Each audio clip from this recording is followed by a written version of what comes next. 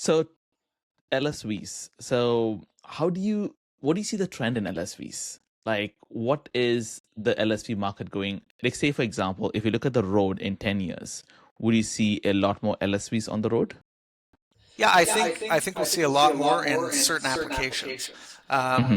Because they are a low-speed vehicle, we're limited to 40 kilometers an hour. We're Hmm. limited to 50-kilometer-an-hour roads. I don't have an interest of building a small vehicle that'll go on a highway. That's not, we'll leave that to other companies. Um, but I see a trend, like even down in Victoria, for example. They're all the inner city stuff is the speed limits are getting reduced.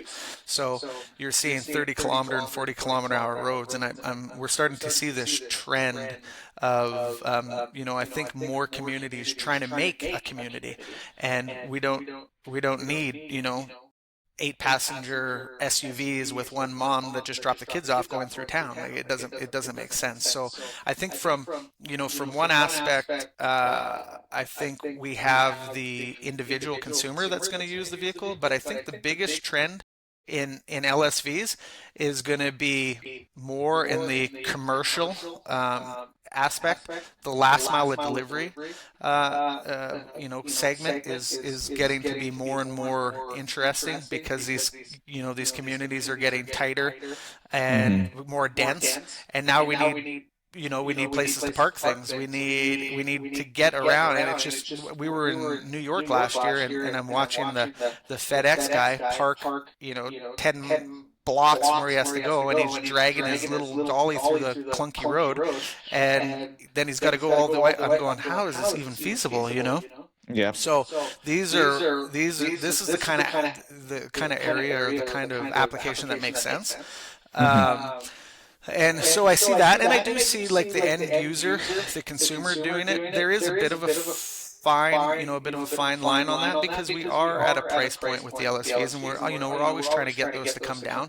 But Hmm. as the market gets saturated with more used EVs, Hmm. then there'll be this option, and people will be like, well, am I going to buy the $30,000 LSV, or am I buying this $30,000 used 5-year-old Tesla or 6-year-old Tesla? Does this make more sense? Because now I can take it on the highway Hmm. and use it. So there is an application for the LSV, and it just has to be, I think, presented to people that way, because a lot of times people are like, well, what are these good for? And then you start explaining, they go, oh wow, I can see that makes sense.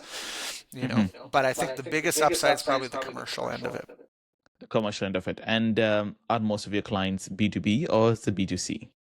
We're about 50-50 right now. Hmm. And we are, so in the last year, I've really put it on my team to start really focusing on the commercial end, B2B stuff, and really start developing that out, because I think there's a real market application there for municipalities to, whether they're policing communities, or if they need to plow their sidewalks, and there's this application where they can now drive from their municipality yards with this vehicle instead of trailering an ATV or a Bobcat or whatever they have been doing previously. They can drive there with this vehicle, plow the sidewalks, do whatever they do, and then in the summer again it can now be used for community policing or other things like that. So they're quite versatile, and that's why I say the right application,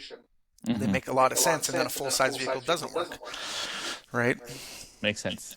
Yeah. And is your market primarily in Canada or do you have clients in the US as well?